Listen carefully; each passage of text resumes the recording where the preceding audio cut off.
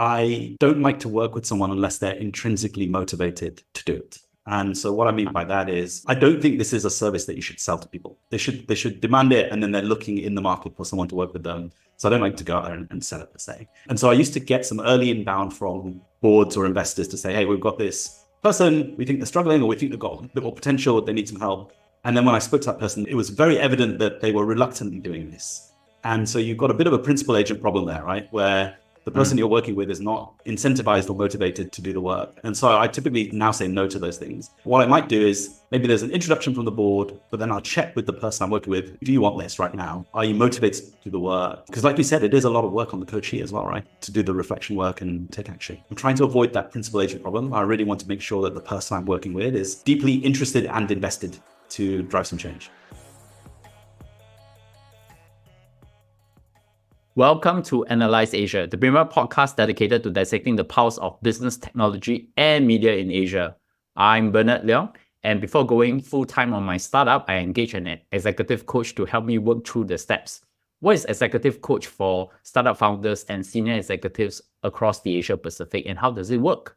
With me today, Parin Mehta, venture partner of Menyala and an executive coach who will come and talk to us about this. So full disclosure, Parin is my executive coach who guided me through that process. So Parin is due. Welcome to the show. Thank you, Bernard. It's great to be here. And it's great to be here, given that you've already started your venture. I'm really happy to see that our conversations leaded to you taking action. I think we'll still have to continue some more on that conversation along the way. But today is all about talking about executive coaching in the Asia Pacific. But you have a pretty interesting and probably an illustrious career with tech companies as a senior tech executive yourself. So I always start off with the origin story. How did you start your career? Yeah, sure. Thanks, Bernard. So I'm originally from the UK of Indian heritage. My parents were refugees from East Africa who landed up in the UK. And so from just a very early age, I had a sense about two things. One was you really can't do much by yourself. You have to figure out how to play with other children and eventually play with other adults. And two, you have to go and get the thing you want. Like you have to go figure out what it is that you're after and figure out a way to get there. So I kept that in mind through childhood, but had a very great childhood in the UK, went off to university, had an opportunity to go to Cambridge, left Cambridge having developed a bit of an interest in traveling the world. And so took myself off to Japan for a couple of years to teach English, which still is the best job I've ever had. But around that time, it was 2004, 2005, and you could really see the early signs of consumer internet taking off in Asia, particularly in Japan to start, but you could see that a large population was going to come online at some point in China and India and Indonesia. And so I always thought, okay, after I'm done with Japan and I go back to the UK, I really need to find a way back to Asia. So I went back to the UK, was in consulting for a little bit, was not very good at it, didn't find enough outlets for creativity in that work. So great job for some people, wasn't great for me. And then had the fortune of joining a semi-little known company at that time called Google around 2007. So this was pre-Chrome, pre-Android, pre-YouTube, very much a search-focused company. And really right time, right place, right? Just had the opportunity every 2 or 3 years to go to a different region or a different business unit and help grow that and scale that up. So a wonderful experience. In the middle of that, just decided, like many people, having let's call it a quarter life crisis or a third life crisis, to go to business school. And I was looking for a way to get back to Asia. And so came to INSEAD in Singapore and really was at the start of that wave of venture money coming into Southeast Asia. And around the time we met Bernard as well, 2011. And so since then have spent some more time at Google, had the fortune of joining Airbnb in 2016, which was probably one of the best decisions I've ever made. And really was part of that scale-up story in Asia for Airbnb, both on the supply side, working very closely with the host community, and then launching a brand new business called Experiences. And so wonderful experience, great company, beautiful founder-led culture. But obviously COVID hit and wasn't the easiest thing for a travel company, right? We had to do, unfortunately, a pretty big layoff, but we also went public that year. It's kind of my origin story. But throughout that thread, I guess what kind of connects all those different opportunities together is I've always been part of very diverse teams where there's multiple nationalities coming together and there's definite domain or subject matter experts in each of those teams. That really kicked off the love of coaching because I realized pretty early on from leading teams myself that the people on my team were much more capable, much more smarter on different areas of domains that I just would not be able to upskill at the same rates as those people. And so the leadership style had to very much adapt from telling people what to do to asking them, hey, what is it that you're trying to do and how can I help you get it done, which kicked off a very natural passion for coaching, which still continues to this day. One interesting thing is because you have actually worked in both Google and Airbnb. Can you share like what is the experiences, say, working in a tech company, and how did it really guide you through that process before I think at the same time in parallel you were doing executive coaching as well, right?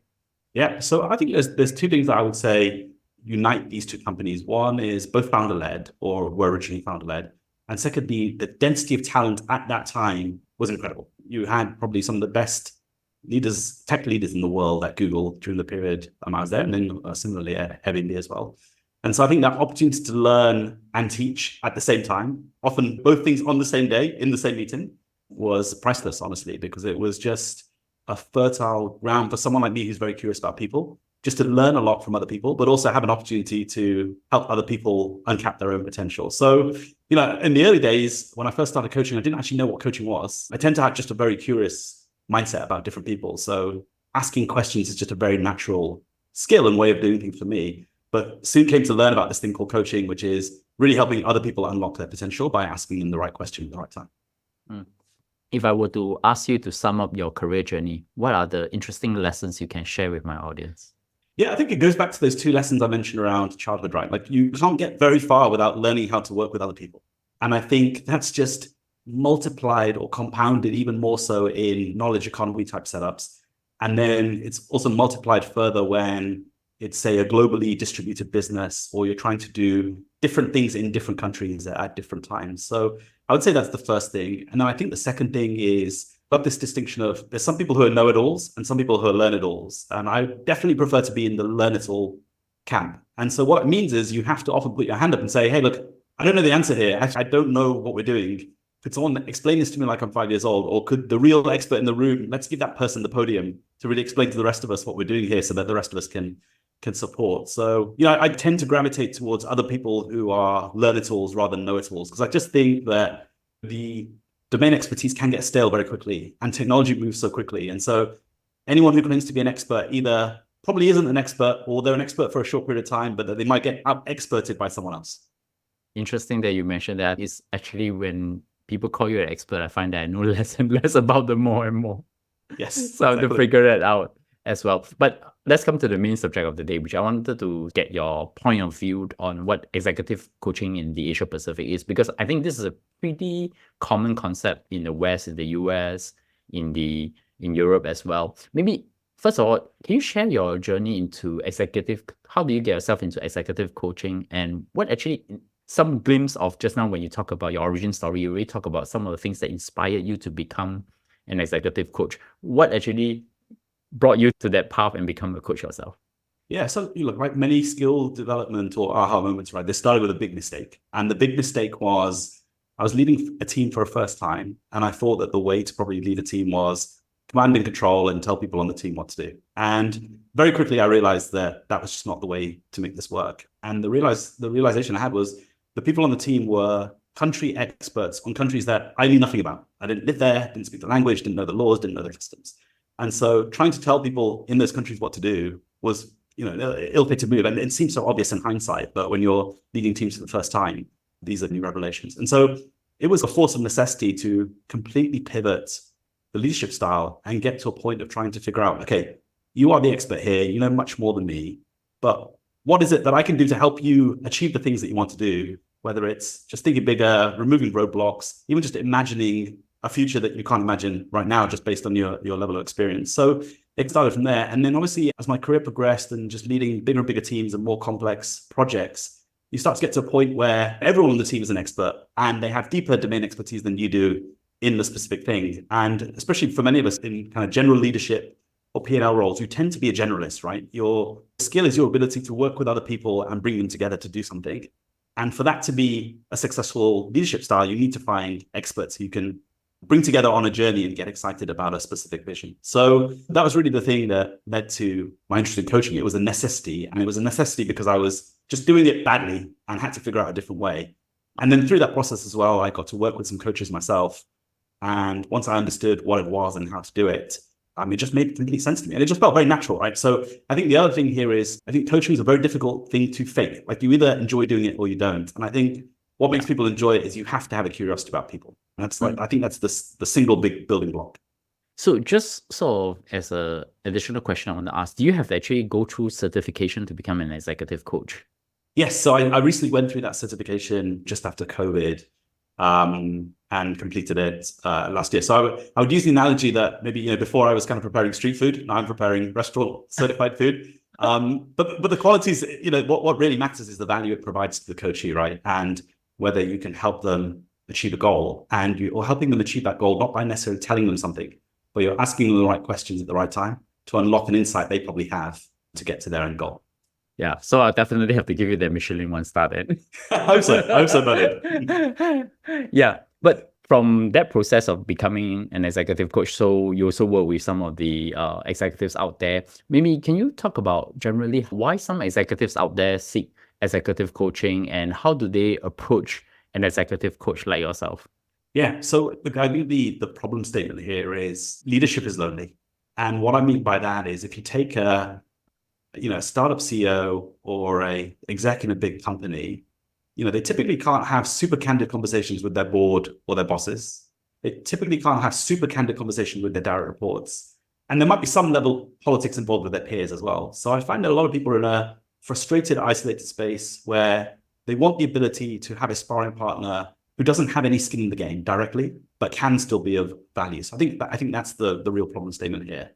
And then how do people find you? I really think it's a very high trust activity, right? There needs to be a good chemistry fit between the coach and the coachee. So I generally rely on word of mouth now. Great people like you who I get to work with who then tell other people if they had a great experience. That tends to be the most active way. I don't think it's something you can sell to people. Like they should have to want to pursue it, and then you should be available to pursue it with them if you can. I can also help a little bit with the other side of the house. From the side. It was that what I did originally was talk to a few different people who are already executive coaches. But the problem I had at that point in time when I was talking to they don't come from the tech industry. When I spoke to Michael Smith, who is a friend of the show and also a common friend of ours, that was where I come to, maybe I need someone who's in the tech industry. And that's where I approach you myself and say, hey, I'm interested in looking, here's the problem statement.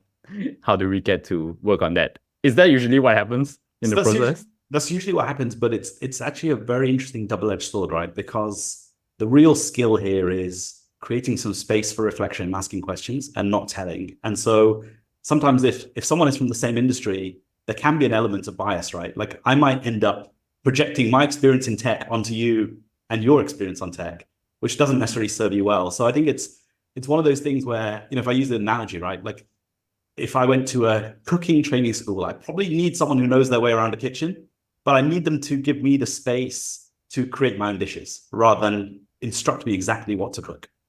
True. And actually, I went to the opposite end to find someone that was not within the tech industry, but maybe it's a way of communication as well. I find that it's actually whether is it the right fit or that there is this back and forth to the point where I know, okay, it can get something out of this, as in getting the outcome that I want to desire. And when I approach you at that point in time, I'm making that point of view where, okay, I think I need someone within the industry who understands these processes, how it's like, and then obviously I've approached you in the process. Maybe help my audience to understand is, how do you describe your coaching philosophy and approach when working with executives generally? Yeah, so I'll share a couple of principles, and maybe Bernard, you can corroborate if this was true. Yeah, we can corroborate. Yes, that's right. I am happy to talk about it here as well. Yeah.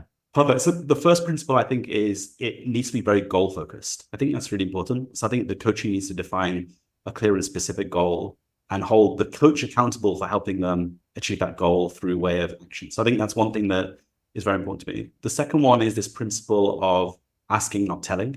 So really the role of the coach is to figure out the right question at the right time to unlock an insight that is probably rattling around the brain and the mind of the coachee, but they're not able to surface it and articulate it clearly and put it into action. So those are two principles I look for. And then the third one is, I'm always suspicious of people who claim to be coaches but don't listen well. So I'm always looking to, the degree it's possible, just create some space for someone to talk and articulate themselves and get their thoughts out into the open, and then help them organize them in a way. So that involves quite a lot of active listening. It involves just holding some space for someone to articulate a first point of view and then mold it a little bit. So I think of it a little bit as pottery, right? Like there's some clay that you put on the table. You have the first go at molding it. You take a look. If it's not quite there, you mold it again. You take another look. You mold it again. And so I think the role of the coach is to create that space for someone to go through that molding process and really articulate their point of view.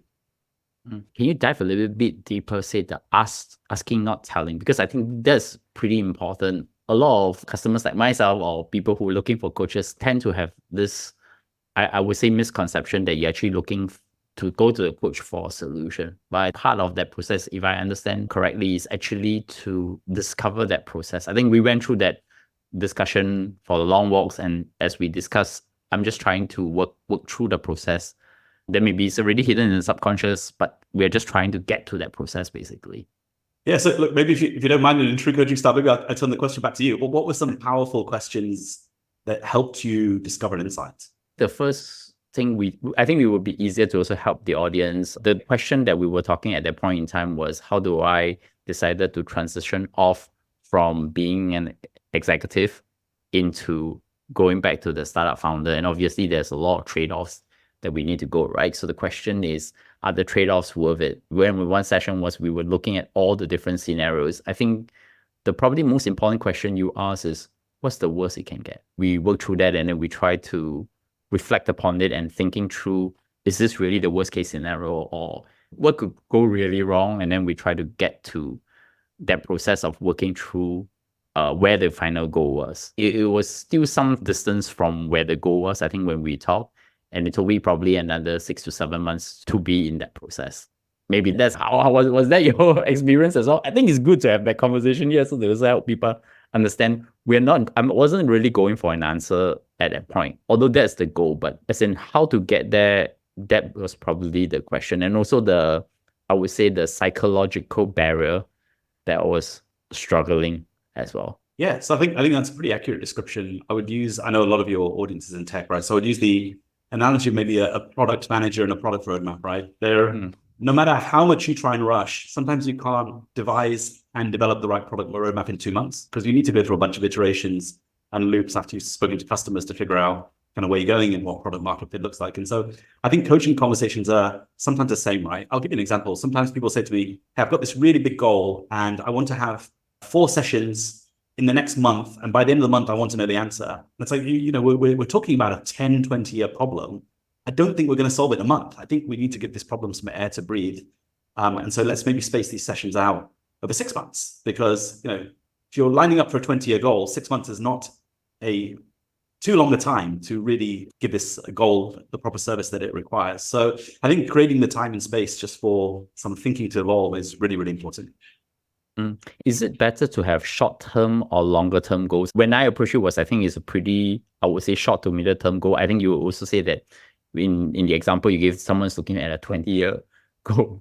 How do they differ in terms of that?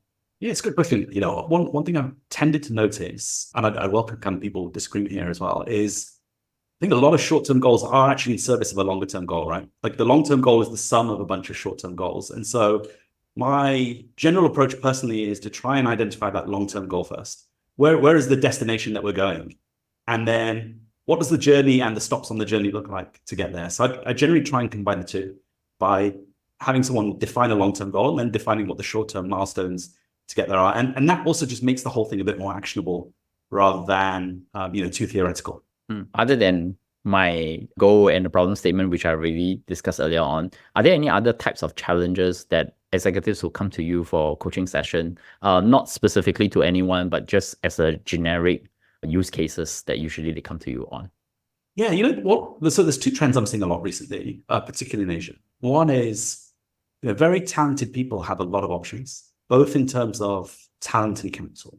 And so one of the biggest challenges I see, particularly with, let's take executives in their late 40s, early 50s, maybe late 50s, is they have a lot of options. There's a lot of things they could do, but they know that the biggest scarce resource they have is their time and energy. And so a lot of coaching is really around, of all these good or relatively good options I have, how do I pick the one that is in line with the life I want and the kind of end destination that I want? So that's one theme.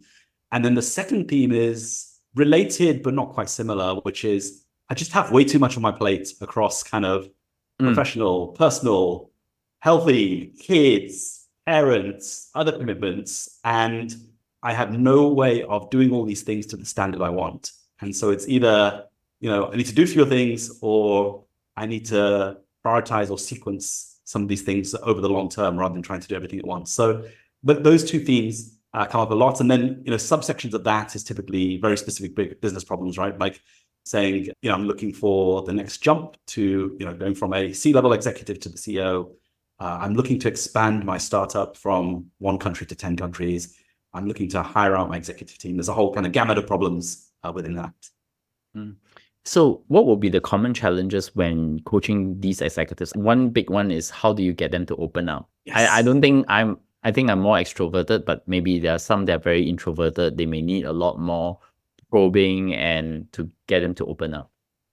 Yeah, so you're absolutely right. This is a very trust-dependent relationship. And so what I mean by that is, even though we hadn't coached together, you'd known me for 10 years. You'd seen enough like proof of work, let's call it, of the last 10 years to know that I might be someone who's somewhat helpful in this area. But often you don't have that with people, right? So you really have to rely on either a warm introduction or giving enough evidence and comfort to a person that you can help them if they want the help, or pointing them to proof of work, right? So one of the things I always tend to do is when I'm working with someone who potentially wants to be coached, I actually give them the name of 5 people to go talk to. I say, I want you to go and speak to a bunch of people before you make this decision, because it's quite an important decision. And it's okay if it's not me. Like, it's better, long term, it's better if you pick the right person for you right now, and then we can work together at some point in the future. So I think that's one way that helps. And then secondly, just, referrals and references, right? I think word of mouth is really very powerful, particularly in a place like Singapore, Southeast Asia, where it's a relatively small community, or it's a relatively densely connected community. Given you have been in different cultures, I think Japan, UK, and Singapore, do you find there's also cultural differences in how you do executive coaching, say, with different type of people? That's a great question. So I've recently been experimenting with coaching in Japanese, with Japanese executives. Wow. And I did find that my style differed a little bit.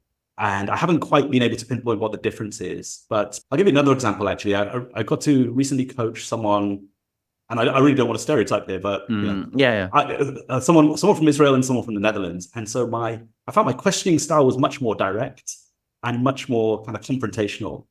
Whereas with people from other cultures, say perhaps Japan or Indonesia, I'll be less confrontational in my questions, and maybe use 2 or 3 sub questions to get to the real question, if that makes sense. Interesting. Probably generative AI will be very helpful to you, right? You can actually ask, can you frame this question in this tonality to them in different cultures? Yeah, and that's the thing, right? As humans, we sometimes use these kind of generalizations to shortcut, but obviously every individual is very different, right? So you can have a working hypothesis of how something might be, and then within 2 minutes you're like, oh, actually, no, this person is different, or this person is, their mannerisms are slightly different. So you have to pick up a lot of data from the person almost immediately to tailor the approach in a way that works for them. So this is the most interesting question I will probably ask. How do both the person you coach and you evaluate the impact and effectiveness of your coaching sessions? Great question. So sorry, Bernard, again, I can't help myself, but just in a true coaching style, I have to throw the question back to you first. Okay, I'll explain how. Yeah. So when we go through the coaching session, it's actually, the environment was good. We went to the Bishan Ang Mo Kio Park. We walk around, I think probably more than an hour. That's about probably 1.5 hours. And then in that session, what we did is we teased out a few things. And then at the end of the whole journey, I will write a narrative out in a Word document. But actually before that, in the pre-work, I actually wrote out some of my thoughts on that. I think where the coaching would help me in terms of the access, the impact, was when you rewrite it and then putting in some of the things that I discussed and to help you to make that decision. That's where I feel that the impact and the effectiveness becomes very important to me in that situation. A lot of it is also the questions that are being asked. There's a back and forth, but I find that with an executive coach, you are more truthful to how you are thinking about things. This is something, as you rightfully point out, is a high trust environment. So it would be easier to really work through the trust. And I think the more you trust the individual, it is much, much easier to work through that process. I don't know. What about your side? Now I turn back the table back to you. I give you from the coach's point of view. Yeah, so I think when I first started coaching, I used to think about this as a what question, right? Like, what's the outcome? Now I'm increasingly thinking about it as a what and how. And so I'll just give examples, right? What is very clear, right? The coachee has a specific goal that they've articulated that they want to achieve. And over time, you just have to figure out, did they achieve that goal or not? But I think what's become, as I've started coaching more, let's call them complex scenarios, I've realized that the how is very important. And there's two specific things I'll call out there on how. One is, to what degree does the person need an accountability partner? And to what degree can you be assertive about it, right? So one of the things I admired about you when we were coaching is you appreciated that I would kind of nag you every couple of weeks by WhatsApp and say, hey, Bernard, have you done the thing you said you were going to do? Or I'm not doing our next session until you've hit the milestone that we agreed you were going to do. So can you share me an update? So I think you responded to that really well. And the other thing is, I think, communication style. So I think, probably as a result of your training at Amazon, you're very adept at the 6-page memo, right? You're able to clearly articulate your point of view and how it changed over time by writing. Some people are talkers. They prefer to send me a voice note. Some people will sketch out a diagram. Some people will write memos like you did. So I think that's the other thing for the coach to quickly figure out is, what's the vehicle whereby the coachee can best articulate themselves? And then how do we change the game to suit that and adapt to it so that the coachee can get the most, the best outcome out of this process? It's also important that to people who want to be engaged executive coach, that there is still some work to be done. It's not just a talking session, because if you don't articulate it out or you write it out in a clear manner to try to reflect upon it, it's actually very, very hard to even think about the actions towards that goal. Am I right? That's the kind of the accountability partner that you are mentioning just now. I think that, to me, the deliverable is the accountability, less of the chore. It's just to make sure that whatever I say is what I want to do. Yeah, so I'll share a story about a rude awakening I had here a few years ago. Someone who's actually gone on to become a friend of mine because we had this unpleasant disagreement, but it strengthened our friendship. But what happened was, this lady wanted coaching, didn't quite understand what it was. In hindsight, I think she thought it was the word mentoring rather than coaching. And my fault was that I didn't clearly articulate what coaching was. There was a kind of an unspoken agreement about what we were actually doing, which is always a problem, right? And so we did a couple of coaching sessions, and later I got a message to say, hey, this was like completely unfulfilling, right? I didn't get the answers I was looking for. And I was like, I'm not able to provide you answers. I'm able to provide you questions to help you get to the answers.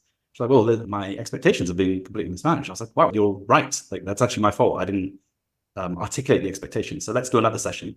Let's call it coaching. Let me explain clearly what coaching is. If we want to do mentoring, we can do that as well, but let's do it separately. And that started off a really productive coaching conversation. But we had to go through a bit of a crucible first to get there. It's the discovery process of actually what coaching is and what mentoring is. They are very two different things. I actually had a very good opportunity when I was in Amazon to actually go through a coaching class, how to coach as well. And I realized actually I am a better mentor, but a bad coach. Right.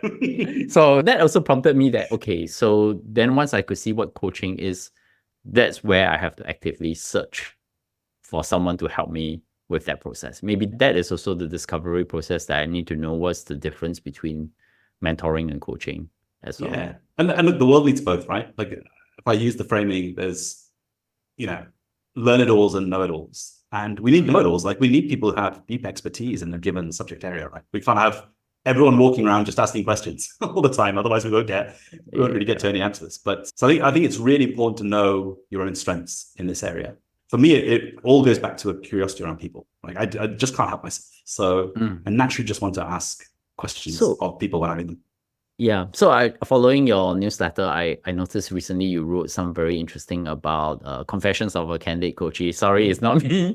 But can you talk about like a success story or a significant transformation that you have witnessed in a client who worked with you? Yeah, so my favorite ones are, I read the story, The Very Hungry Caterpillar, to my kids. And I love the story of someone starts off in one state and they go through a process to become another state, right? And my favorite kind of coaching episodes are those where someone has let's call it an identity or a set of expertise or a reputation or a career that's built in area A, but they aren't quite fulfilled by what it is, and they think there could be area B that they could pivot into. And often they just need some help to make that transition. And so the post you're referring to, which we'll share in the show notes later, was just about someone who, very successful career, but left feeling deeply unfulfilled by the work and is now trying to figure out what's their second act, and really just buying into this idea that, particularly now, just given the rate of change and the access to technology, we might go through different careers, right? We might have maybe 2, 3, 4 careers. I mean, actually, you're just a perfect example of this, right? You've been through multiple iterations, at least in the time I've known you, of big company exec to startup founder and back, and in media and various things. So those are typically my favorite episodes, where it's someone is in this state, they want to get to this state, and there's a bunch of work that needs to happen to make that transition. Yeah, but the transition can be very difficult. I would never recommend my path to anyone, because if it has to go through an entire pretty long winding road to get there, it requires a lot of things that you have to be mentally prepared for before you could even get back to the journey. I thought it was as simple as when I left it 12 years ago, but I don't think I have ever left it. Maybe that's the way I put it. You can take a man off being an entrepreneur, but you cannot take the entrepreneur off the man. Okay, but let me ask you the tough question back, right? Is the destination worth it for you? Like, in hindsight, was it worth going through the struggle to get to the destination? I think it's worth it. The destination is definitely worth it. Not because of glory and fame, but actually it's more to be truthful to yourself. When I ended that corporate career path and decided to get back to now at this stage to be a startup founder again, I realized that actually, of all the things I'm very satisfied with, is that the privilege of a lifetime is to be yourself. So it's actually something as simple as just, I can put it into one bumper sticker and stick it on the wall and just say, okay, this is the reason why I'm a startup founder, and less of, oh, is it that I'm going to be raising so X and Y dollars? I mean, so and so thing, like maybe what all these awards, it doesn't matter. Actually, if you can pin it down to a bumper sticker and you look at it and then you say, okay, yeah, that's exactly what drives me every day, then it's better than whether you get all the rest of the things, the good and the bad, or the other parts, because it is always a mental journey. It's not really that physical in that sense. Maybe, yeah, that's how I think about it. So I'll give you one qualitative data point, Bernard. You look radically more energized and enthusiastic than the last time I met you. So I can tell something is trending in the right direction. That's probably interesting. But if we come back to where you are now, has actually the demand for executive coaching actually evolved in where we are, Asia Pacific region? Because I've seen a lot of my other friends, even within LinkedIn, some of them have become executive coaches. So I'm just wondering, is there must be some demand for that? Yeah, so it might be my background, right? But I love marketplaces. So I love talking about these things in terms of supply and demand. Yeah, that's right. I mean, has the demand increased? Yes, I think it has, right? Just because there's just more literature and awareness and content around the benefits of coaching. Conversely, had the supply increased? Yes, definitely, right? So there's a lot more people, particularly people looking for a bit more of a flexible lifestyle, or this solopreneur type trend, whereby they might have been in a big corporate career or been doing something where they weren't entirely fulfilled at a certain point in time, and are now leaning into the kind of the things that they find really interesting. So I think it's an increase of supply and demand. But I would say that the thing that personally for me keeps this opportunity quite interesting is there is the real ability to define a niche based on your own personal curiosity and where you think you can have an impact, right? So for me personally, I tend to work now either with kind of big company execs who have optionality but don't know where to go next over the long term, or first-time founders who are just stuck sometimes in a very lonely place with a lot of pressure, a lot of demands on their time, and just need some clarity and really a sparring partner just to talk things through with and figure out what to prioritize and what to sequence. Yeah, just kind of a side question, right? Given that the startup ecosystem in the Southeast Asia, maybe even in Singapore, has sort of evolved very differently, I don't think it's just startup founders at the early stage, right? About later stage founders are also in need of executive coaches. Is it sometimes the executive coaching comes from, say, a request from the board, or is it more of just people who are more self-aware that will just come to you and say, hey, I think I'm a bit overwhelmed and I need to really talk to someone to help me to organize how things are? Yeah, that's a really great question, actually. And something I've been just kind of wrestling with a little bit recently is I'll tell you kind of where I've landed in terms of my point of view and then how I got there. I don't like to work with someone unless they're intrinsically motivated to do it. And so what I mean by that is I don't think this is a service that you should sell to people. I think That's right. they should demand it, and then they're looking in the market for someone to work with them. So I don't like to go out there and sell it per se. And so I used to get some early inbound from boards or investors to say, hey, we've got this person, we think they're struggling, or we think they've got a bit more potential, they need some help. And then when I spoke to that person, it was very evident that they were reluctantly doing this. And so you've got a bit of a principal agent problem there, right? Where the person you're working with is not incentivized or motivated to do the work. And so I typically now say no to those things. What I might do is maybe there's an introduction from the board, but then I'll check with the person I'm working with. Do you want this right now? Are you motivated to do the work? Because like we said, it is a lot of work on the coachee as well, right? To do the reflection work and take action.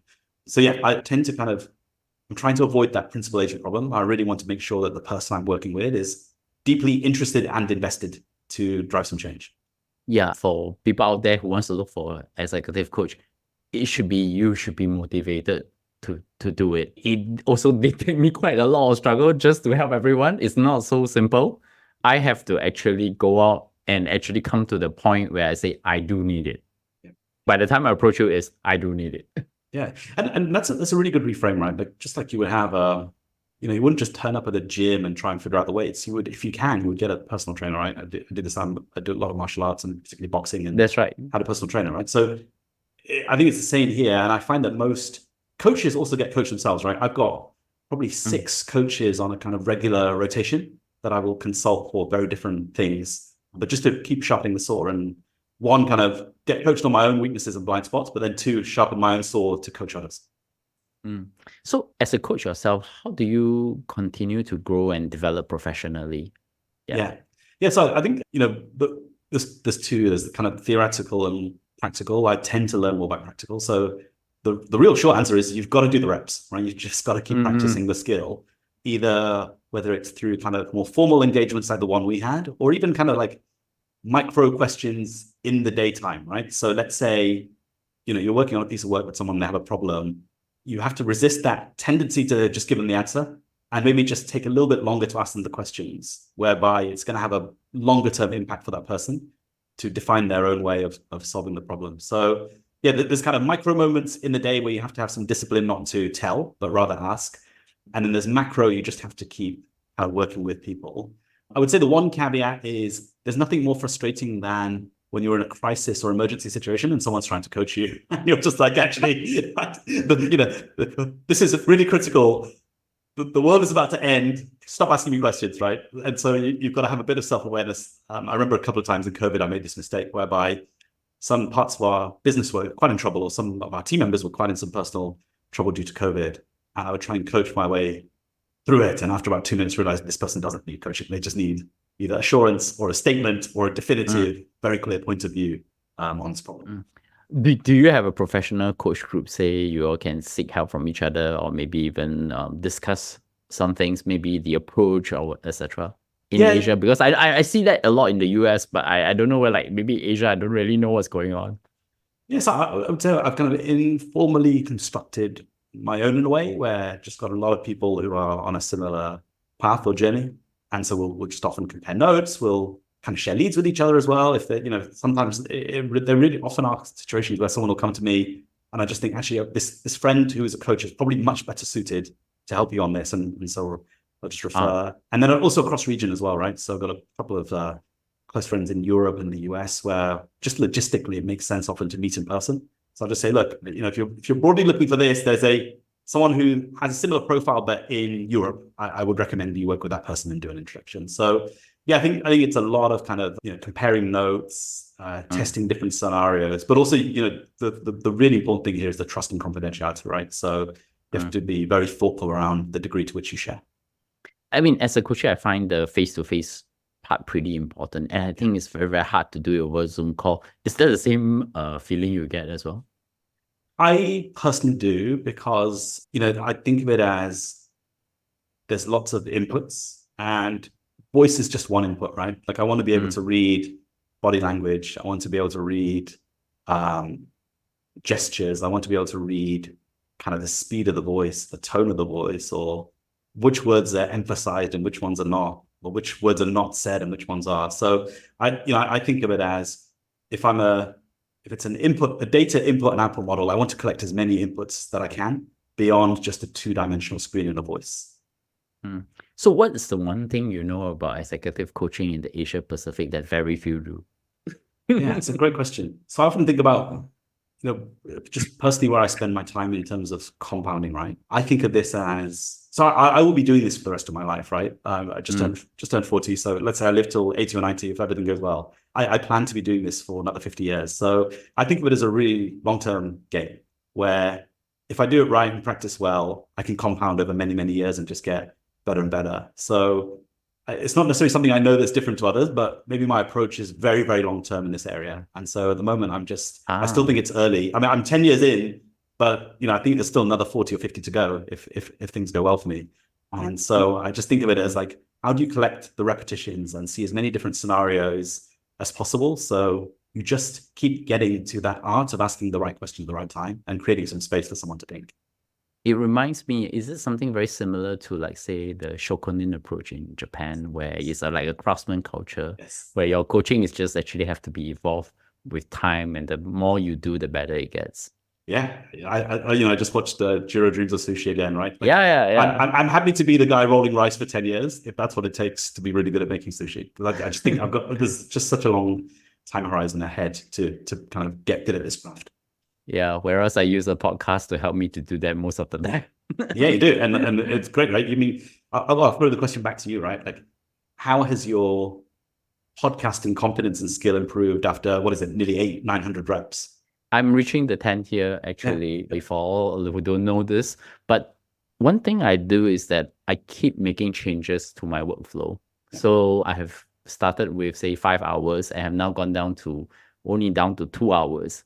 And it's not just like slapping an AI on top of it. No, I actually have to redesign the whole flow to make sure that it is efficient. It's not as simple as what people think. Oh yeah, just take ChatGPT, press a button. No, it doesn't work like that. It has to be pretty methodical, and it doesn't compromise the quality of the podcast. So there's one part, right? Interview skills wise, I still need to improve. I've seen better podcasters out there. I adapted some of the way how they think about things and how they try to prompt the questions. I tend not to ask very aggressively. I tend to probe, which I think something that I learn from people who do coaching or read books about people who are doing coaching. It's not because I want to be a coach myself, but more of the, how do you ask probing questions without, like what you say, right? Ask but not tell. That is an extremely difficult skill, and I don't think I have reached that level where I feel like, yeah, I'm there yet. I think the compounding is also going to be another probably 10, 20 years if I can last till then. But that's where I am. Yeah. Yes, I'll just call out something interesting you said, right? There's kind of asking, there's telling, which isn't good at asking. But the thing that's worse than telling is when someone dresses up a statement as a question. because you're really leading or projecting your point of view onto a person, and you're not doing them the justice of creating that space for them to think and reflect. And you're introducing bias into the thinking process. Yeah, or the Heisenberg uncertainty principle. Yes. You affect the measurement that you're measuring. So that's basically, I think, every podcaster's sort of thing that they need to think about. I don't think a lot of podcasters think like that, but I seriously do, and I still do, like, from time to time. I'm quite curious because I've also just told you that I made a lot of changes by running with AI. How do you think that now with generative AI, how does it actually apply to coaching? Yeah, so I worked with Gilbert Lung and the team at Novo AI to create a coaching bot, and this is now available on Telegram and Facebook Messenger. But there's two things that really motivated me to do this, and they're kind of two pain points I noticed through my career in big tech. So one is, I always worked on very diverse cross-cultural teams where a lot of people were spending their day influencing, debating, convincing in their second or third language. And I just used to end the day sometimes exhausted talking my mother tongue or first language, which is English. And I just used to think, how is this person keeping up and speaking in their second or third? Oh gosh, the one person who's their fourth language was English. And they were still kind of keeping up with everyone else in terms of influencing and debating. And so basically my takeaway here was, I think a lot of these materials, if you look on the web today, are primarily in English, but executives and high potential people are everywhere, right? And so one of the things that was important to me through the bot was I wanted to be able to respond and coach in the language of the input. And so we've tested that with over 100 languages. I was just playing with it in Japanese just the other day. I've been asking friends to test it in a whole bunch of Romanic languages, European, Asian, Latin American, etc. So that's one thing. I think being able to speak the language of the coachee, I think, is very, very important. And then secondly is accessibility, right? Like it's one-to-one coaching can be quite expensive, but if you can get it to a point where you get most of the value, which is high quality questions, available in your pocket 24 hours a day in the apps you already use, and that coach is never having a bad day, that coach is never emotional, that coach is never projecting their own biases, they're asking just very pure, thoughtful questions in the moment, then I think those two things are a big win. So yeah, that's kind of how I see it is it could supplement or make coaching more accessible. But just to play devil's advocate to my point, I do think there's just a extra tier of one-to-one in-person coaching, which the AIs won't get to yet. And that goes to the ability, as we were saying earlier, to deeply understand someone human to human and anticipate what they might be thinking based on various data inputs, right? Not just the content that they're sharing with you, but also reading the body language and the mannerisms. Interesting you mentioned that, because the last guest on the show was talking about, Isaac was talking about the concept of distance in product management. Yes. And he says that if you talk to a team in Vietnam, means in Vietnam or in Taiwan, they're using their own language to translate whatever you tell them in English to their own language and then they have to answer you by translating that distance. And I think somehow maybe AI is part of that augmentation that can help. It's interesting that you're seeing it in that way. So you have a newsletter. It's a weekly self-reflection prompts. I'm a subscriber. Thank you. How do you use the newsletter to reach out to people who signed up? And what's the effectiveness, say, for having a weekly newsletter? I like the reflection prompts. I'll probably in my mind try to answer the question. Most of the time I never write it down. How does it help? Yeah. Maybe I'll share how it started. So this was very much one of those products where I needed it myself. And so I was just trying to scratch my own itch. And so it was the middle of COVID. I mentioned earlier, it was quite a pretty challenging time at Airbnb. We were trying to pivot the business. We're going through a layoff. We're preparing to go public. We also had a newborn baby in the house. And so I just found I completely lost the ability to sit and think. And also, we were quite restricted with our mobility in Singapore at that time. So I couldn't just, go for a walk in the park and think these things through. And so really more out of necessity than anything, I just started pushing myself every Sunday night to try and find something to think about. And so I found the most effective way to do that was almost to coach myself, to write a question and then get a blank piece of paper and write out, effectively, a lot of people call this journaling, but just write out what I thought in response to the question. So I did that for a few weeks and then started sharing with a couple of friends, and they said, "This is really helpful. Can you send this to us every Sunday?" I was like, "Ugh, sounds like a lot of work. Like, I've got to do the work myself and I've got to send it to you." And one of them just said, "Well, why don't you set a newsletter up?" And so I looked at it and just started doing that. And so, we started with one kind of subscriber, which was me. Then we went to about 10. We'll hit 10,000 in the next couple of weeks. And so every week for the last 3 years, we've just been sending a question out for people to reflect on. And I get, a lot of responses every week where people will answer the question back to me on email. So that's their kind of accountability, right? You mentioned, you think about it. Some people I know some people keep a notepad where every week they write down the question and then write their answer. Some people like to just respond back to me on the email and just say, "Hey, here's my response to the question." And so, I think of it as I've got these 10,000 or potentially 10,000 pen pals around the world, many of whom I don't know personally. And we're just kind of sharing this process of reflection. And what I'd like to get to is create almost like this shared event every week where just tens of thousands, maybe millions of people in lots of different countries are taking just 10 minutes to think through kind of where they're going and why and how they're doing it. Yeah, I think the questions are generic. It probably wouldn't strike a tone every week, but sometimes it's just like the right time, this question came out, and then I was also thinking of somewhere along the same direction. But that's just, maybe there might be even people who have actually found a lot of value and directly correspond with you. Have you got that experience yet? Yeah. I've actually made a couple of friends from it. It's quite funny, right? So there's a lady in Portugal who's been like really diligent at writing responses, so we've got to know each other. And then there's a guy in Korea who I actually got to meet last time I was traveling in Korea. Interesting. So my traditional closing question then, what does great look like for you as an executive coach? Yeah, so I think there's a couple of things, right? One is it always goes back to the goal, right? What's the outcome that someone's looking for, and how do you help them get there? So that's kind of the what.